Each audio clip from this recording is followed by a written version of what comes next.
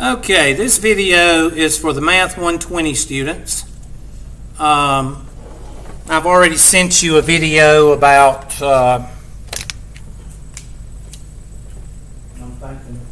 first and second day. And I've also sent you out an email that said y'all need to be reading the first two chapters. Now, I love it when students go, golly, that's a whole 2 chapters. Well, you need to read your syllabus. You do not do all chapter 1 Priority and all 1 chapter message 2. coming in on secure You channel. do 1.2, 1.3, 1.4, 2.1, 2.2, 2.3, and 2.4. This is predominantly reading. It is predominantly definitions and terminology. What I'm going to do in this video is I'm going to go through, hopefully, all 4 sections of each. And I'm going to pick out and highlight the important stuff that you need to know. Most of the stuff that I'm going to pick out are going to be in these big yellow boxes, or yellow boxes, depending on where you're from. Yellow. In this one, I would say that the biggest things I would get out of this box is data, statistics, population, and sample. Why not census? Well, unless you live under a rock, census, everybody knows what a census is. It's going around and getting information of a big population. And that would be the census of the United States, the United States Census. And they come around every few years. I don't know how many years it is. They come around, knock on your door, and pester you until you fill out their information sheet and all that good stuff. Well, that's what a census is. I don't consider that detrimental for your passing this class, but I do think that these data, statistics, population, and sample are very important, especially population and sample. I'm going to give you a couple of examples of population and sample, and then you can take it from there. Population. Students that are at Tri-County Tech who are in the Marlboro Club. All right? That would be the population. Students at Anderson campus that are in the Marlboro Club, that would be a sample because it is of the population. A sample is of the population. Anderson County residents, that would be a population. People that live on the west side of Anderson, that would be a sample. United States is a population. South Carolina would be a sample. You see what I'm saying? So a sample and a population, you can't have a sample of you can have a sample of a population, but you can't have a population of a sample. The population, the sample always comes from the population. And that's pretty simple. And that's the type of question I would ask on a test. And that's pretty much it there. I don't think this thing's working. No, I don't think it is, but I'll try it. Nope, that's not. So we'll have to do it from the teaching station. So that's the stuff you need to worry about there.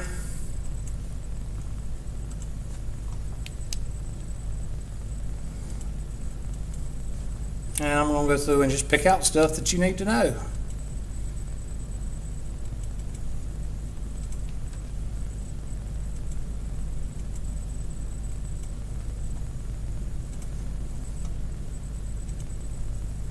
So far, you don't have to. Okay, correlation. Make sure you know what a correlation is. They're probably going to show it on the next one. Correlation is something, a tendency, a trend. No, they don't go to it too much, so it's not that important. Make sure you know percentages. I think most of you should know percentages. What a percent is, over 100. And they talk to you. Make sure you know how to do this page. I'm not going to spend a lot of time on this page right here. This is page 11. And the reason is I shouldn't have to. The prerequisites for Math 120 is that you have at least an A out of pre-algebra. or a C or better out of 101 or 102. I can't remember. So this is basic math. All right, fractions, decimals, and percents. So make sure, if you got any questions on these, make sure you see me or send it to me via Ask My Instructor. It'll be in the homework. Send it to me, and I'll be glad to do a video on it because I don't have a class to do it in, 120 class. So send me a video. Anything, and this is for the 120 class, anything that you want me to send a video on or go over via video, you got to send it to me. Do not send me an email that says, I need you to go over that problem on page number 52, and it's one that's got the one about the oranges, and no. Don't send me nothing like that. I'll ignore it. You have the means and the ability. All you have to do is hit a button, and it sends it right to you. And that button is called Ask My Instructor, and it's on each homework problem. Okay? In your My Labs Plus homework. And if you don't utilize it, I'm just going to assume that you know the material, and I'm going to keep on going. Next one. Okay, that's the homework in 1.2. See, it's pretty fast. It goes through this stuff. So let's see what 1.4 or 1.3 looks like. This is 1.3. 1.4, here we go. Make sure you know a parameter and a statistic. Parameter goes with population. Statistic goes with sample. That's all you got to remember, PPSS. Now, what they're talking about here is a parameter is a numerical measurement describing some characteristic of a population. And what they mean is, if I'm talking about a population, if I'm saying, let's talk about the United States, well, that's the population, and South Carolina would be the sample. All right, so let's just take it. Let's say that U.S. of A is our population and South Carolina is our sample. And say the whole purpose of statistics, the probability of statistics, is to test whether the sample is a good indicator of the population. And when we get to chapter 8 and 9 and last unit, that's what you're going to be doing. But we got to work our way there because that's kind of like taking the whole tire off when you need to check the brakes and just rip the tire off. No, you don't do that. You got to build your way up to it. So, what about the mean, median, and mode and all that good stuff? Well, if you're talking about a population, you're going to use a parameter.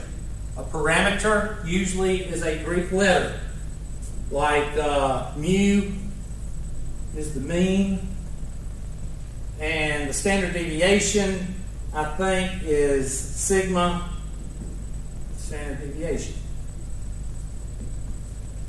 We don't worry about the other stuff. Those are the two main things. Here is your parameter. There it is. It's usually a Greek letter, and it depicts the population. So if I give you a question on the test, or a question in the real world, and say, I need to know the standard deviation for the population of whatever, then you say, okay, that would be mu. That would be omega, or sigma, I'm sorry. Be your sigma. All right? So you would know that sigma is that. It's just a terminology thing. If you walk into a marketing meeting or a business meeting and you got some presenter up there and he says, well, the population standard deviation is S. Well, then you know he don't know his statistics very well because the population standard deviation is going to be omega, sigma.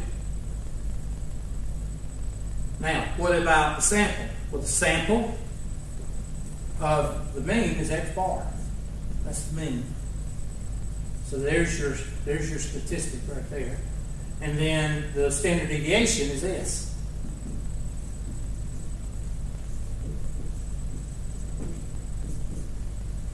So when you're dealing with a sample, you use X bar and S. That's your statistics.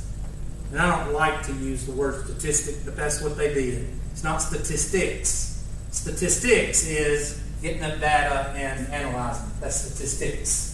Statistic without the S is these guys right here that mean, if they're not a Greek letter, that means they are of the sample. These are parameters, and they are Greek letters, and they are significant to the population. And that's the difference between the two. That's it. There's no other thing you need to know. Okay. That takes care of that little piece of information. Oh yeah, very important. Quantitative and qualitative. And that's what it's usually called. Quantity and quality. Okay, what do you want, quality or quantity? Well, that's the age-old question. What would you rather have, quantity or quality? It depends on if you're the person that's producing, or if you're the person if you're the person buying. If you're the person buying, you want quality. If you're the person selling, you want quantity. And that's what quantitative data is. Quantitative data is numbers that represent a measurement or a count. 15 eggs, that is quantitative. The heights of the trees in the parking lot at Tri-County Tech Anderson campus, that would be quantitative data. Can't talk. The heights of students in Math 120, that would be quantitative. This average shoe size of students in Math 120, that would be quantitative, because your shoe is measured. It is a measurement. It is a size. Categorical or qualitative. This is what people usually use for this. I think they're trying to be a little bit fancy here, but most people put the Q's together and say qualitative or quantitative. Qualitative means it is something that is not representing numbers. Now, you still count with numbers, and I like to say the number of blondes, brunettes, and redheads in Math 120. That would be qualitative data. Now, you still use the numbers, but you're using the numbers to count. You're not using the numbers to pair up individuals. You're using the blonde, brunette, and redhead to pair up the individuals. And that's the difference between qualitative and quantitative. If I go out and measure all these trees in Anderson campus parking lot, I'm putting them all side by side. Yeah, I'm counting them, but I'm letting them measure up to each other. Same thing with the qualitative. If I get blondes, brunettes, and redheads in Math 120, I'm putting the brunettes up against the redheads and the redheads up against blondes. Okay? I'm putting them side by side. But I'm not measuring their length of their hair. Now, if I measured the length of their hair, then it would be quantitative. But you couldn't do blondes and brunettes and redheads if you were measuring their hair. You would have to do it within each thing. So you would have to, the population would be blondes, brunettes, and redheads, but the sample would be blondes, and then you do the length. Brunettes, then you do the length. And then the redheads, and then you do the length. So you would have to set up each one of them separately if you wanted to do quantitative with the qualitative. And that's the difference between. This is a test question, just like the other two boxes that we talked about are test questions. And that's the type of stuff that I do on these two chapters. Let's find something else. Oh yeah, very, very good question right here. And I usually write on the board here because, and this is on page 17, discrete and continuous. Discrete and continuous basically means concrete and all over the place. Discrete,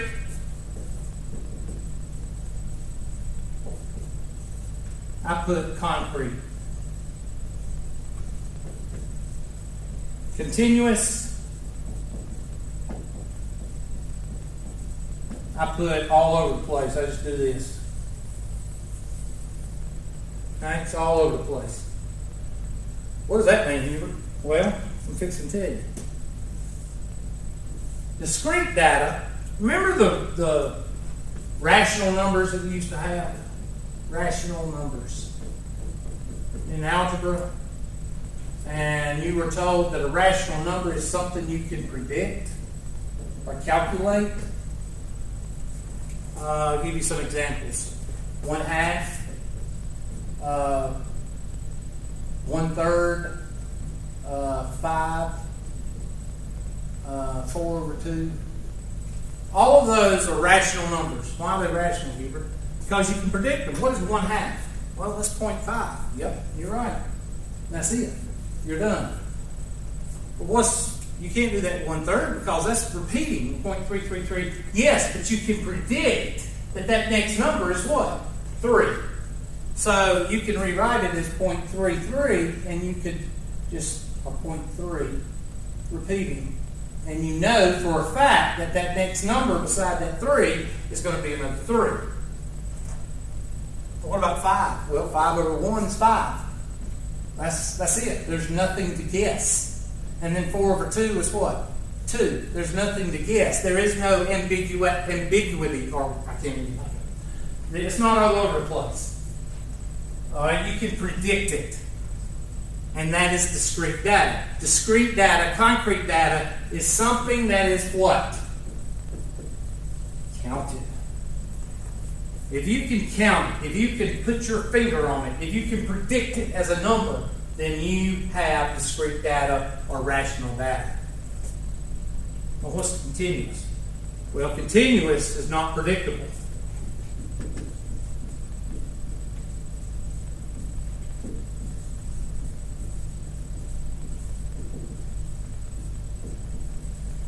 What do you mean? Well, let me give you 2 numbers. Well, I'll give you 3 numbers. Pi, the square root of 2, and the square root of 7. And then I challenge each of you to tell me what the next number, do these on your calculator. And I want you to take it out to 9 or 10 digits, whatever your calculator will take pi out to, and the square root of 2 and the square root of 3. And I want you to look at the last digit and look at the rest of the digits and tell me what the next digit is going to be.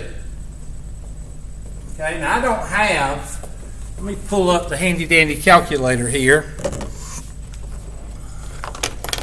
If I can find one. Here's the handy dandy calculator. And I'm going to punch it in, and then I'm going to make it big so you can see it. Let's see, pi is second function there, equals, and then 2 to the 1/2 power, and then 7 to the 1/2 power.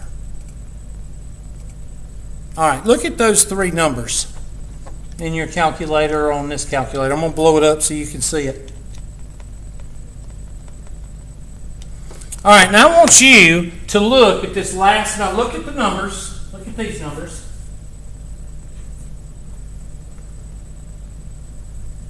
And put a blank right here and tell me what that next number is.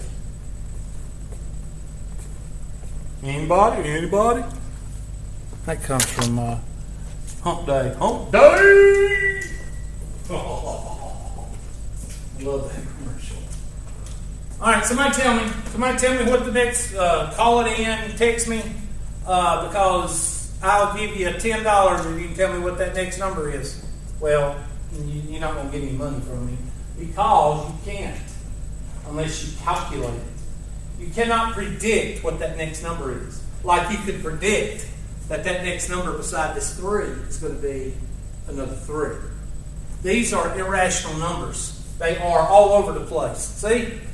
If you was to draw a graph, 1, 4, 1, 5, 9, 2, 6, 5, 5, 4.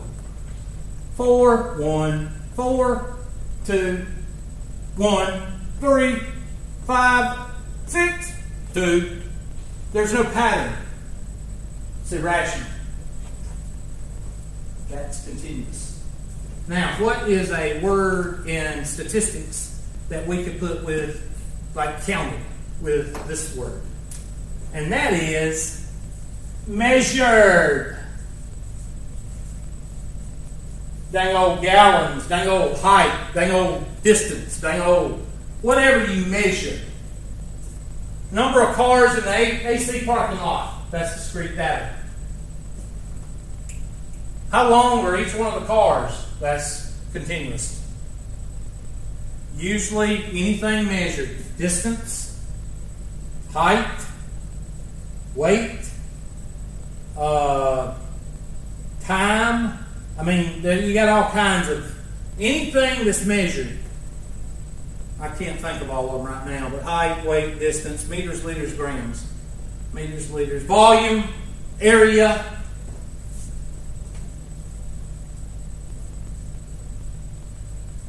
Perimeter, well, that's distance. So anything that is measured is continuous. And I hope that helps, because a lot of people don't know the difference between the two, and that is a test question. If not 2 or 3 test questions.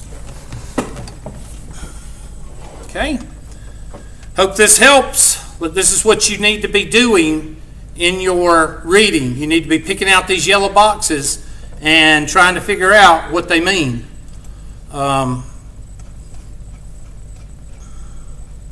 going to go ahead and mention the levels of measurement, but I don't usually test you on it. I just give you the page number and let you read about it. And that's on page 20, table 1.2.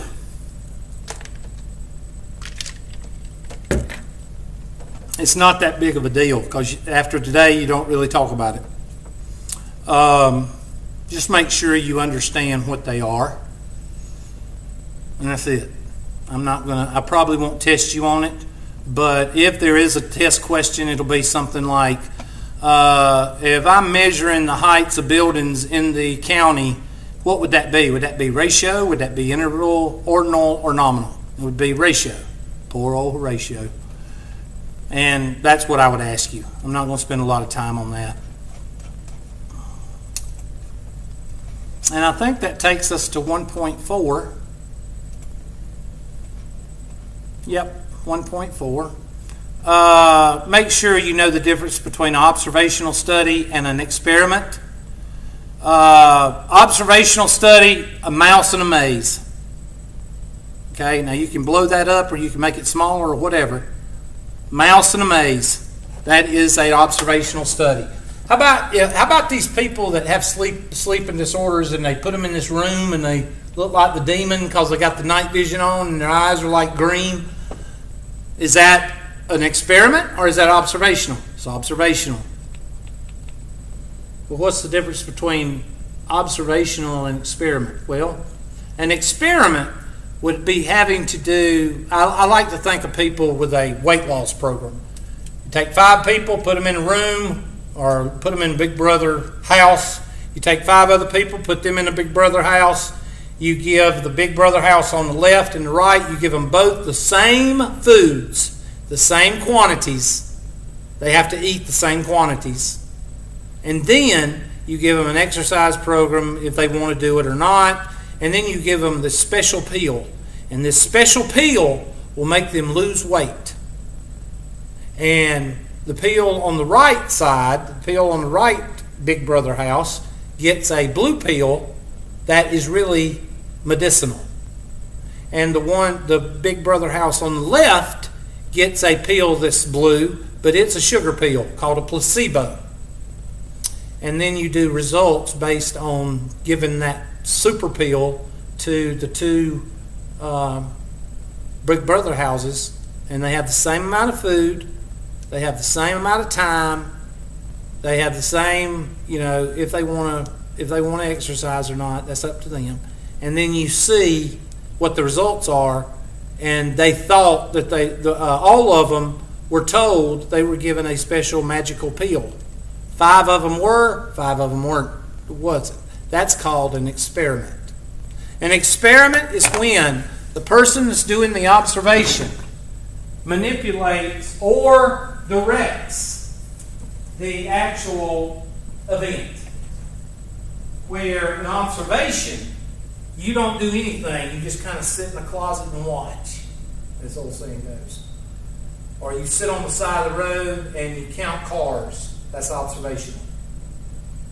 Now, if you put a sign out there in the middle of the road that says detour, then it switches from a observational study to an experiment, because you are directing. You are telling the drivers to go to the left. And that's changing the whole study. And that's what I need you to know. Don't need you to be able to figure out how to do it. I just need you to know the difference between the two.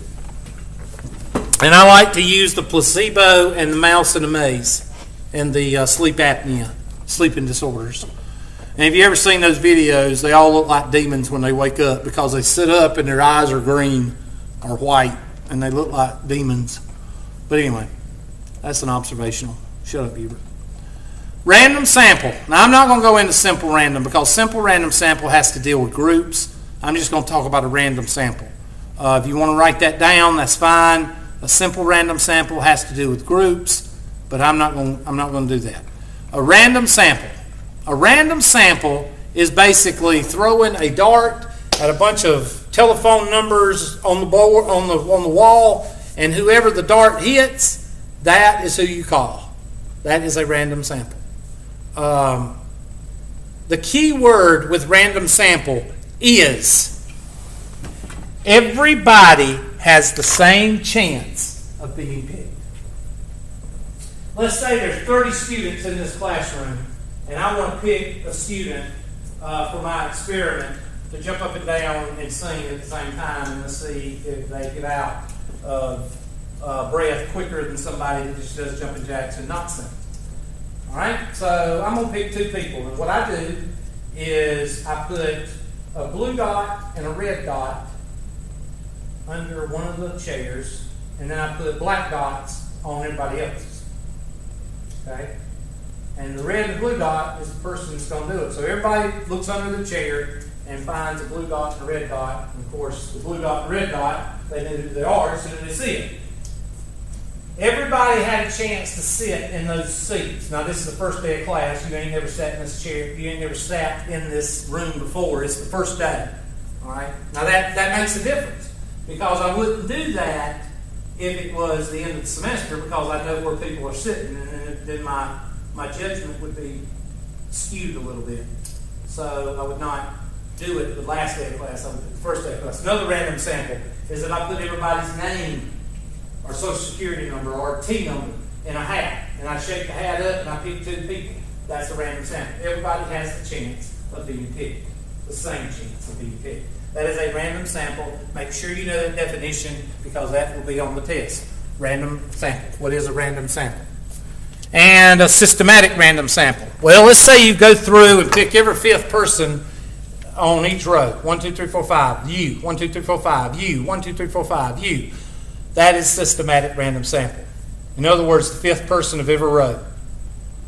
I'll take the fifth person of every row, and they'll all stand up and sing and dance and do jumping jacks. And while they're doing all that, we'll take every second person of each row, and they're just going to stand over here and do jumping jacks. Which one will give out first? And that would be an experiment, because I am dictating who does what. And I'm a systematic random sample, because I picked every fifth person and every second person. And that is a good example right there, good graphic right there, of every fifth person or every whatever person. That's a systematic random sample. Convenience sample is the least accurate. The only time you're going to see a convenient sample is when you say which ones not to use, and that would be a convenient sample. Hey, do you listen to the radio? Do you listen to rock music? Well, it would be okay if you were asking a general population, but what if you were asking teenagers? Well, teenagers listen to the radio a little bit more than everybody else. So you just have to think about it as far as the convenience sample. That'd be like going out to the Marlboro Club out here in the parking lot and saying, okay, how many of y'all smoke? I mean, that's convenient. Everybody. So, it's the least used and is the least accurate. So do not, if you're given a choice, don't use convenient sample. Stratified sampling. These having to do with, I like to say stratified is Republicans and Democrats. That would be pretty, but cluster would be like voting precincts. That would be clusters, just a bigger group. And that's the different types of methods. And there's examples right there on page 26. Not going to spend a lot of time on that. I went over it. And it's in a brown box or a yellow box. So if it's in a yellow box, you need to be reading about it. Make sure you understand what a retrospective, a cross-sectional, and a perspective. All I want you to know here is the definitions. This is on page 27. Make sure that you know the difference between them. Retro means you go back into time. Cross-sectional, one point in time. So it could be past, present, past or present. Most of the time this is present. And here, this is when you are predicting. Go forward in time and predict. Okay? Make sure you know those. That's a test question.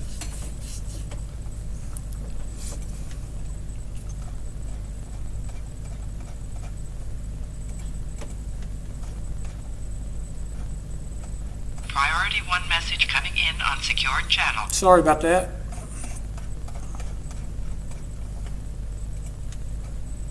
Trying to find anything else.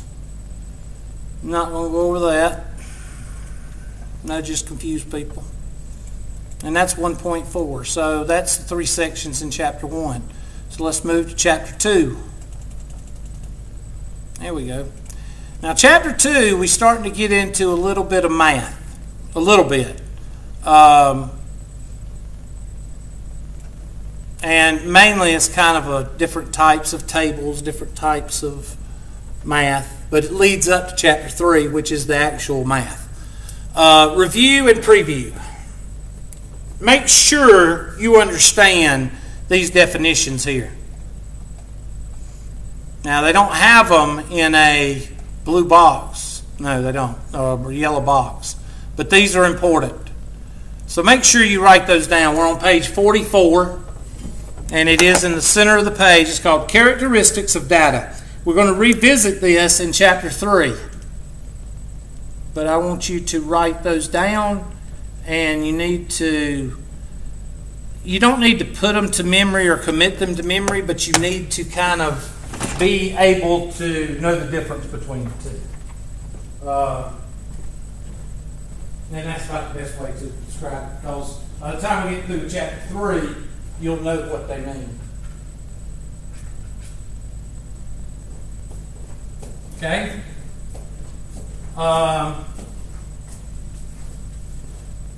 Center, that's the center, usually the median or the average. That's pretty much it. Variation is the data. Does it stay on a single line or does it go all over the place? That's the variation. Distribution. Does it look like a bell-shaped curve? Outliers. An outlier is a 6-foot second grader. Or an SAT of 2100 when you can only score 1800. All right? An outlier is something that's way out in the left field or right field. Let's say that you're measuring fish. Let's say you went fishing and you're measuring fish and you caught all these fish and all of them register between 1.5 foot and 2 feet. And then you've got one over here that's 17 feet long. That's an outlier. Like I say, most people, the 6-foot second grader, that's usually an outlier. 300-pound fourth grader, that's an outlier. I'm not going to ask you about time because everybody knows what time is. Time can be years, it can be minutes, but I'm not going to test you on time. I will test you on those 4 previous definitions. Frequency distribution. A frequency distribution is a 25-cent word for head count. Now, this is where I differ as an instructor, because I'm not going to put my pinky up and tell you that a frequency distribution is what you need to use. Frequency distribution is a head count. It's usually in the form of a table. So before you start looking in the book, let's just make one right up right now. Let's say that there's 30 people in the classroom, and I got 12 blondes, I got 15 brunettes, and I got 3, let's see, how many is that? That's 27, isn't it? And 3 redheads. Well, I've got a frequency distribution. What do you mean, Hubert? Well, there. Head count and class. My first one is blondes, brunettes, and redheads. There you go. You've just made a frequency distribution. You just made a table out of your head count. It's not a big deal. Do not make something difficult. It's not that difficult. If you want to make it more entailed, A, B, C, D, F, W. In my class, there's 3 A's, 4 B's, 6 C's, 5 D's, 2 F's, and 3 W's. That is a frequency distribution. Do not let the word frequency distribution make it out to be something difficult. There's 2 examples of frequency distributions. Okay? Or a frequency table.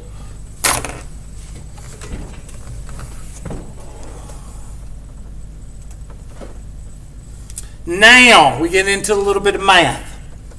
Now I'm going to wait. I'm going to go ahead and tell you to read this, but I'm going to wait until somebody sends a question in, which they will, and then I'll do a video on how to find these numbers.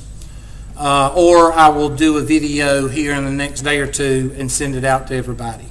But that is, go ahead and write these down. You don't have to write them word for word. Just lower class limits. That's the lower end. Just put lower end of each class. Upper class limit. Well, the lower class limit is the lower end of each class. What's the upper class limit? The upper end. I'll give you a quick example. Look over here on the A, B, C, D, E table.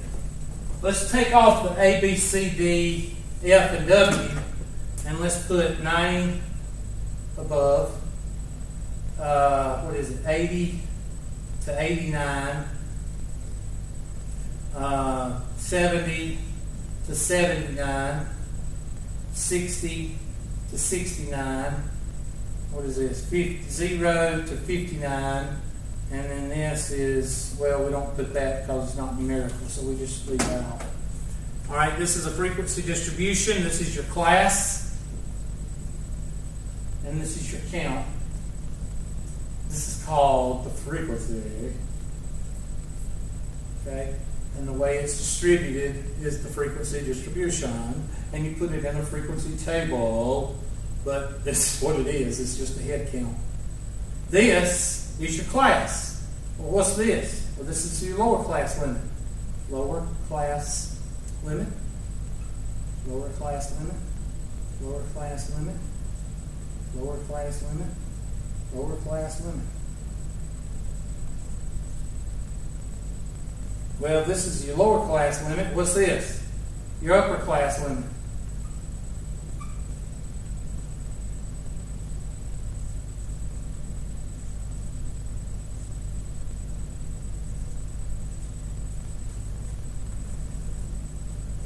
And that's those 2 things.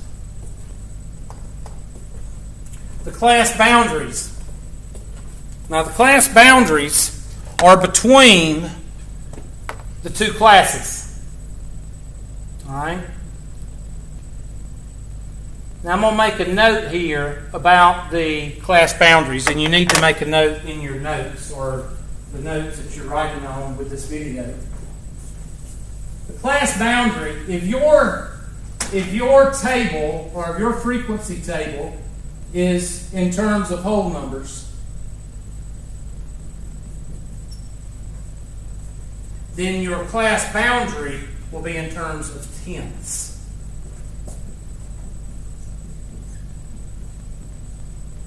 Okay, so that's one example. If your frequency table is in terms of tenths, then your class boundaries will be in terms of hundredths, and so on. Of course, I'm not going to do the next one, but if your frequency table is in terms of hundredths, then your class boundaries will be in terms of thousandths. Let me give you an example. See this class right here, 90 to 100. Well, they're whole numbers. So the class boundary here would be 89.5 because it's to the 10th. So 89.5 here, and this is 79.5, and this is 69.5, and this is 79.5, and so on. Now there's an easier way to get it than that, and I'll show you that in just a minute, but that's what a class boundary is. A class boundary is before and after the upper class limit and the lower class limit. Class midpoint. The class midpoint is just like a midpoint in algebra. You take your first number, add it to your second number. Well, let's don't do first and second. Let's do upper class limit. Lower class limit plus upper class limit divided by 2. Lower class limit plus upper class limit divided by 2. And that's probably what they're going to say right in here. All right? Now, class width. Class width, I tell students to do vertically. Find it vertically, do not find it horizontally. Because if you find it horizontally, people have a tendency to make a mistake. Let me tell you what I'm talking about. In this example right here, where I've done everything else, what is my class width? Well, in this case, it would be 90 minus 80. 80 minus 70. 70 minus 60. 60 minus, well, don't do this one. It'll be 50. 60 minus 50. Or 100 minus, no, that's 99. 99 minus 89. 89 minus 79. 79 minus 69. 69 minus 59. I'm going vertically. I'm subtracting vertically.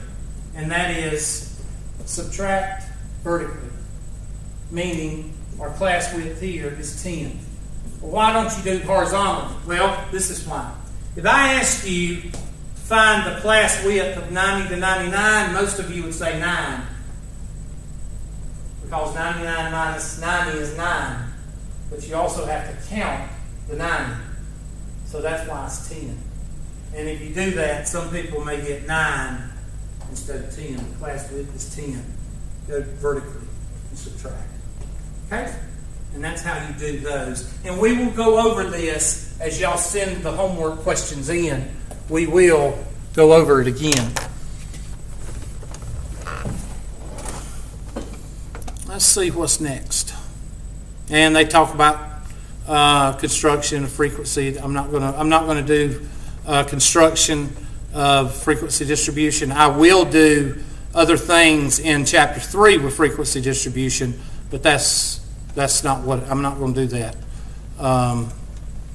And this is more frequency distribution. Relative frequency of a class, I'm not going to do that. I'm not going to test you on that. I'm going to get to cumulative. I'll do a problem on relative and cumulative frequency, but I'm not going to do it right now. I'll do it when y'all send in the questions. I'm not going to test you on it because I don't I don't even do a test question with that. And that should be getting close to 2. Yeah, that's the end of 2.2. Let's go to 2.3. Yeah. 2.3. Trying to get there. Yeah. 2.3. What is a histogram? Well, a histogram is a bar chart. The difference between a bar chart and a histogram, the histogram touches each other. See these boxes, how they touch each other? That's a histogram. A bar chart would be, they would be separated. You have a bar right here, and then you have a space, and then a bar, and then a space, and a bar. These touch each other, and that's the difference. The only thing I would do on a test is I would show you a bar chart and a histogram, and I'd say pick the histogram. Well, the histogram is where the boxes or the bars touch each other on the side. That's the difference. It's not detrimental to you failing the class. Make sure you know what skewed to the left and skewed to the right looks like. It's not a big deal. This is skewed to the left. It's always the opposite of the way it's skewing, meaning that this would be that your test is too easy because all your grades are above 70. We all know 70 is about average. So that means it's skewed left. That means all your failing people, you got a bunch of people that didn't fail. So that means something's wrong. Here, you got everybody failing. Skewed right is not good. Neither one of them are good. Both of them are bad. It's extreme right, extreme left. But you have to say skewed left and skewed right. That's the difference. Okay? Make sure you make a note of that, where your center is right about here. This is skewed right. This is skewed left. And again, I'm not trying to go fast. I'm just trying to get through the first 2 chapters because you don't need to spend a lot of time on chapters 1 and 2. You need to get it, write it down, and move on. And that's about it out of 2.3, I think. Let's see what 2.4 has in store for us. Probably more definitions. Yeah, correlation. There. Is there a correlation? Well, is there a tendency? Well, yeah, there's a tendency here that's going left to right down. So there's a correlation here. That'd be a negative correlation. What about here? This is a correlation of going left to right, what? Up. So that's a positive correlation. Positive means a positive slope. Negative means a negative slope. You need to write that down because that's the easiest way to remember it.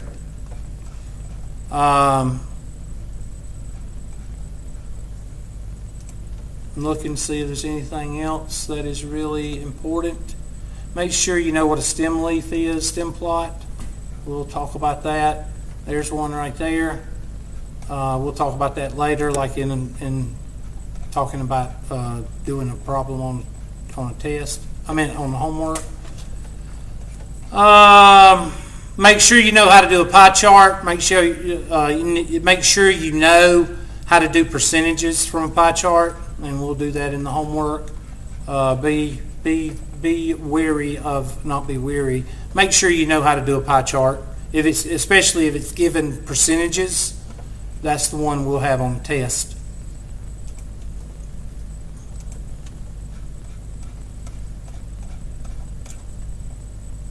And I think that's pretty much it. Yeah. Let me see if there's anything else that's very important. No. They talk about a little bit of deception here about how, I'm not going to worry about that. We can talk about that in the next video. And that's that's chapter 1 and chapter 2. Again, don't spend 2 or 3 weeks on chapter 1 and chapter 2. You should spend maybe a couple of days on chapter 1 and chapter 2, and notice the things that I picked out. I think I put emphasis on the ones when I said this is a test question, this is important, versus the things that I didn't cover very much. If I didn't cover it very much, I don't put it on the test. Okay? I hope this helps get you started with Chapter 1 and Chapter 2 in Math 120.